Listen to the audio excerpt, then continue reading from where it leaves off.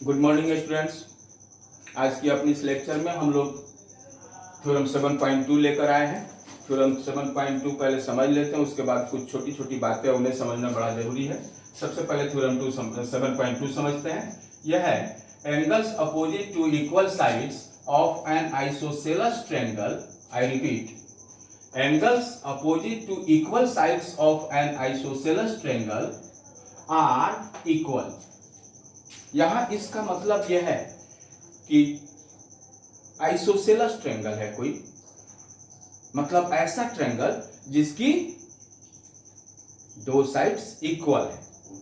एक ही ट्रायंगल है, उसका दो साइड इक्वल है, तो जो दो साइड इक्वल है उस इक्वल साइड का जो अपोजिट एंगल होगा वो भी आपस में इक्वल होगा। यह इस थ्योरम का मतलब है। तो क्लियरली हम लोगों को यहाँ पर एक आइसोसेलेस ट्रायंगल ड्रॉ करना होगा। उसमें हम लोग को दिखाना होगा कि इसकी दो साइड्स इक्वल हैं और इसी दोनों साइड की अपोजिट जो एंगल हैं वो इक्वल होंगी, जो कि टू प्रूव में चला जाएगा और गिवन में आ जाएगा ये दोनों साइड्स इसकी इक्वल है। लेकिन उससे पहले कुछ छोटी छोटी बातों का चर्चा कर लेना बड़ा जरूरी है, क्योंकि हम क्लास 9 के बच्चों के अंदर बहुत कंफ्यूजन होती है इसी टॉपिक से आगे बढ़ने पर। और वो 2-3-4 पॉइंट्स हैं जिसे कि मैं यहाँ लिख रहा हूं। या ऐसा नहीं सोचेंगे जी हम तो ऐसा समझते हैं, हम खूब जानते हैं। थोड़ा सा इस पर ध्यान देना जरूरी है। और वो है सबसे पहला पॉइंट है बाइसेक्टर।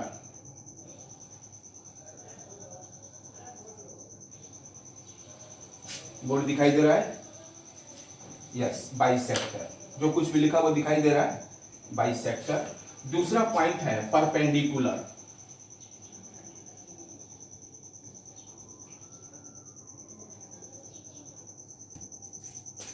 और जैसे कि आप लोगों ने देखा कि फर्स्ट पॉइंट है बाइसेक्टर, सेकंड पॉइंट है परपेंडिकुलर, थर्ड पॉइंट है एंगल बाइसेक्टर,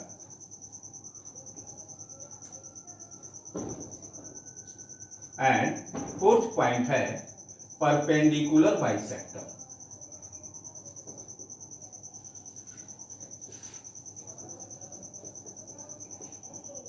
जरा ध्यान से समझ लेंगे।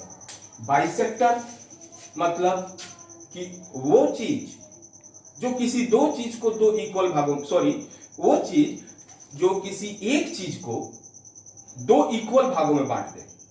अब वो एक चीज लाइन सेगमेंट भी हो सकती है, एंगल भी हो सकता है। परपेंडिकुलर कोई एक लाइन सेगमेंट होगी जो किसी दूसरे लाइन सेगमेंट पर गिर के 90 डिग्री का एंगल बनाएगी। क्लियर? थर्ड पॉइंट है एंगल बाइसेक्टर। एंगल बाइसेक्टर यानी ये बाइसेक्टर तो है, लेकिन किसको बाइसेक्ट कर रहा है? यह स्पेसिफाई कर दिया गया कि यह केवल एंगल को बाइसेक्ट कर रहा है। लास्ट पॉइंट है परपेंडिकुलर बाइसेक्टर। जैसे कि परपेंडिकुलर में आपको समझाया गया एक लाइन सेगमेंट होगी जो किसी दूसरे लाइन सेगमेंट पे आके 90 डिग्री का एंगल बनाएगी। तो वो अब 90 डिग्री का एंगल इस तरीके से बना रही है कि जिस लाइन सेगमेंट पर यह 90 डिग्री का एंगल बना रही है उस लाइन सेगमेंट को दो इक्वल भागों में बांट भी रही है। ओके? अब ये जो पॉइंट्स आपको बताए गए हैं इनको हमेशा हर समय में ध्यान में रखिएगा। आते हैं हम अपने इस थ्योरम में। यहाँ कहा जा रहा है कि एक आइसोसेलेस ट्रायंगल है, तो पहले एक आइसोसेलेस ट्रायंगल ड्रॉ कर लेते हैं। ABC एक आइसोसेलेस ट्रायंगल है। आइसोसेलेस ट्रायंगल है तो इसकी कोई दो साइड इक्वल होंगी। ये साइड हो गई अपनी AB और AC, ये दोनों साइड आपस में इक्वल है। तो हमें अब यह साबित करना है कि यह एंगल ABC जो कि AC के अपोजिट एंगल है और एंगल ACB जो कि साइड AB के अपोजिट एंगल है, ये दोनों आपस में इक्वल होंगे। ओके? तो यहां पर आ जाते हैं हम लोग और लिखते हैं हमारे पास में गिवन क्या है। सबसे पहले गिवन क्या है? गिवन है यहां पर AB इक्वल AC। उसके बाद आपको प्रूव क्या करना है? प्रूव करना है angle ABC equal angle ACB। इस काम को करने के लिए अब शुरुआत कर देते हैं, हम प्रूफ शुरू कर देते हैं। तो उसके लिए पहले कुछ कंस्ट्रक्शन करनी होगी। कंस्ट्रक्शन में लिख लेते हैं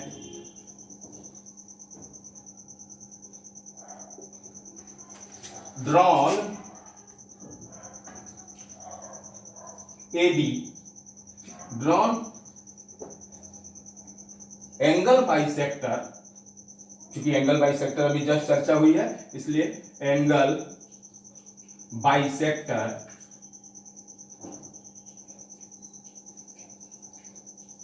AD ऑफ एंगल BAC। इस BAC को बाइसेक्ट करते हैं और A से बाइसेक्टर ड्रॉ करेंगे। वो बाइसेक्टर जो होगा वो BC पर दैट इंटरसेक्ट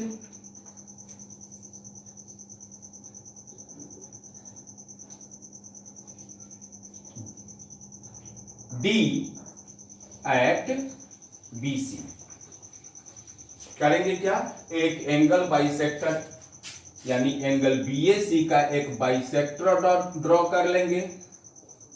इसका मतलब कि यह एंगल जो दो एंगल में डिवाइड हो गया, ये दोनों आपस में इक्वल होंगे। एंगल BAD और एंगल CAD दोनों आपस में इक्वल होंगे और यह AD BC पर इंटरसेक्ट करेगा। यहां बहुत बच्चों के मन में ध्यान में आ जाता है कि यह परपेंडिकुलर हो जाएगा या इस BC को यह बाइसेक्ट कर रहा है। क्लियरली एकदम ध्यान में रखें, यह एंगल बाइसेक्टर है तो इस एंगल A को बाइसेक्ट कर रहा है। ओके, अब आते हैं प्रूफ में। प्रूफ में हम दो ट्रायंगल यहां से ले लेते हैं, क्योंकि इन दोनों एंगल को इक्वल साबित करना है तो ऐसा दो ट्रायंगल चूज करते हैं जिसमें कि अलग अलग ये दोनों एंगल्स हो। तो ये दोनों ट्रायंगल ले लेते हैं। In triangle ADB and triangle ADC, यहां क्लियरली ADB का AB साइड ADC के AC साइड के इक्वल है। क्यों? गिवन है, यहां पहले ही आपको बताया जा चुका है कि आइसोसेलेस ट्रायंगल है तो ये दोनों आपस में इक्वल है। और अभी आपको एक मिल गया angle BAD equal angle CAD। ये कैसे मिल गया आपको? कंस्ट्रक्शन से मिल गया। आपको कंस्ट्रक्ट किया था ना, तो कंस्ट्रक्शन से दोनों एंगल इक्वल हो गए और साथ ही साथ AD इक्वल AD। ये कैसे? कॉमन है ये दोनों ट्रायंगल में। और यदि ऐसा है तो किसी एक ट्रायंगल का तीनों पार्ट आप देख लें और तब जज करेंगे कि किस क्राइटेरिया से हमारा काम हो रहा है कॉन्ग्रुएंट होने का। हम ADB ट्रायंगल में AB को खोज रहा है। AB हमारा ये साइड हो गया, एंगल BAD दिस एंगल और AD दिस साइड, दो साइड के बीच वाला एंगल। इट मींस किस क्राइटेरिया से दोनों ट्रायंगल कॉन्ग्रुएंट हो जाएंगे? साइड एंगल साइड से। तो इसे हम लोग लिख सकते हैं कि this triangle congruent this triangle side angle side. Okay, sorry एक यहां कंस्ट्रक्शन में सुधार कर लेंगे। हम लोगों ने यहां जो लिख लिया कि इंटरसेक्ट D एट BC, वो गलत हो जाता, उसे कर लिया जाएगा कि drawn angle bisector AD of angle BAC that intersects BC at D। उसके बाद हम लोग आ जाते हैं यहां पर क्लियरली लिख लेते हैं triangle ADB congruent triangle ADC। कैसे? साइड एंगल साइड क्राइटेरिया से। तो जब ये ट्रायंगल कॉन्ग्रुएंट हो जाएंगे तो क्या एंगल ABC, जिसे कि अभी एंगल ABD कह रहा हूं, इक्वल एंगल ACD हो जाएगा।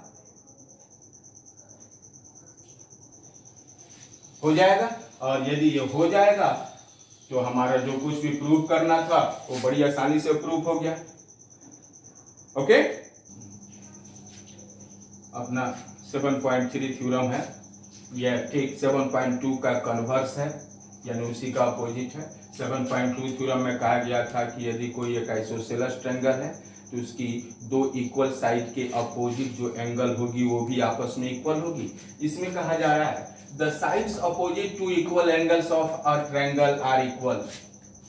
वो साइड्स जो किसी एक ही एंगल के, सॉरी एक ही ट्रायंगल के इक्वल एंगल के अपोजिट साइड में है, वो साइड जो किसी एक ही ट्रायंगल के इक्वल एंगल के अपोजिट साइड में है वो भी आपस में इक्वल होंगे। यहां एक बात ध्यान से सुन लीजिएगा, एक ही ट्रायंगल कहा जा रहा है, इसका मतलब है यह है कि ट्रायंगल एक होना चाहिए या एक जैसा होना चाहिए। एक जैसा का मतलब कॉन्ग्रुएंट ट्रायंगल भी एक जैसे ट्रायंगल होते हैं, दोनों एक ही के सारे पार्ट्स उसके इक्वल है तो वो एक ही ट्रायंगल के रूप में आएंगे।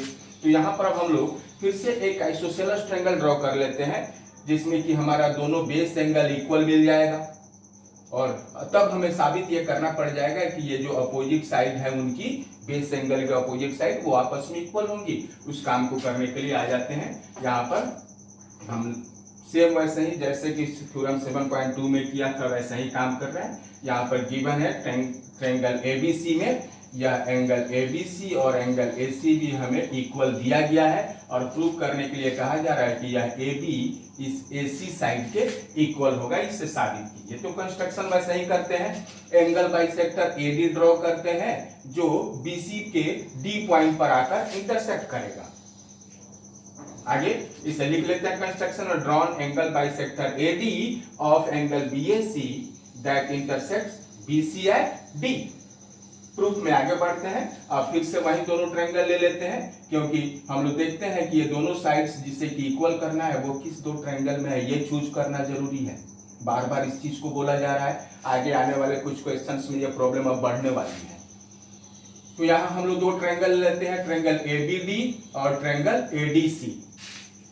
इसमें हम लोग देखते हैं ट्रायंगल एडीबी का एंगल डीबीए यानी दिस एंगल, ट्रायंगल एडीसी के एंगल डीसीए यानी इस एंगल के इक्वल है, क्योंकि ये गिवन है, हमें पहले से ही बताया जा चुका है। और अभी अभी जो कंस्ट्रक्शन किया है उससे एंगल बीएडी यानी this angle, angle CAD this angle, ये दोनों आपस में इक्वल है कंस्ट्रक्शन से, और एडी जो अपना साइड है वो दोनों ट्रायंगल में कॉमन है। तो अब यहां पर या तो आप एंगल साइड क्राइटेरिया लगाकर इस ट्रायंगल को कॉन्ग्रुएंट कर सकते हैं, लेकिन आपकी बुक में दिया गया है एंगल साइड एंगल क्राइटेरिया से। तो यदि आप ध्यान से सोचिए, यदि किसी एक ट्रायंगल के दो एंगल आपस में इक्वल है तो क्या तीसरी एंगल उससे इक्वल नहीं होगी तीसरी एंगल के? क्योंकि दोनों ट्रायंगल का, तीनों एंगल का सम 180 डिग्री है, इनके दो दो एक एंगल ये दूसरा एंगल दोनों आपस में इक्वल है तो यह एंगल भी इक्वल होगा। और यदि ऐसा आप कर लेते हैं तो एंगल साइड एंगल क्राइटेरिया से भी इसे आप कॉन्ग्रुएंट साबित कर सकते हैं, लेकिन हमने यहाँ पर एंगल साइड क्राइटेरिया से इसे कॉन्ग्रुएंट साबित किया है। और जब यह एंगल साइड क्राइटेरिया से ये दोनों ट्रायंगल कॉन्ग्रुएंट हो गए तो हमें यहाँ सीटी से मिल रहा है AB इक्वल AC, जिसे कि हमें प्रूफ करना था। इस क्वेश्चन में, इस थ्योरम में दो चीजें आप जरा ध्यान से समझ ले। इस थ्योरम से आगे बढ़ने के लिए CP से दो और चीजें हमें मिल रही हैं, यानी यह BD इक्वल CD, यह BD इस CD के बराबर है। इसका मतलब यह है कि आइसोसेलेस ट्रायंगल में जो आपका यह एंगल बाइसेक्टर होगा, किसका? नॉन इक्वल एंगल का जो बाइसेक्टर होगा वो बेस को बाइसेक्ट करेगा। नॉन इक्वल एंगल का जो बाइसेक्टर होगा आइसोसेलेस ट्रायंगल में वो बेस को भी बाइसेक्ट करेगा। और साथ ही साथ यहां angle BDC angle BDA angle CDA के बराबर होगा। तो आप गेस करें एंगल बीडीए और एंगल सीडीए इसकी वैल्यू कितनी होगी? क्लियरली 90 डिग्री, क्योंकि एंगल बीडीसी 180 डिग्री होगा और लीनियर पेयर ऑफ एंगल से ये दोनों यदि इक्वल हैं तो लीनियर पेयर ऑफ एंगल से ये 180 डिग्री होगा, और प्रत्येक एंगल की वैल्यू कितनी हो जाएगी 90 डिग्री।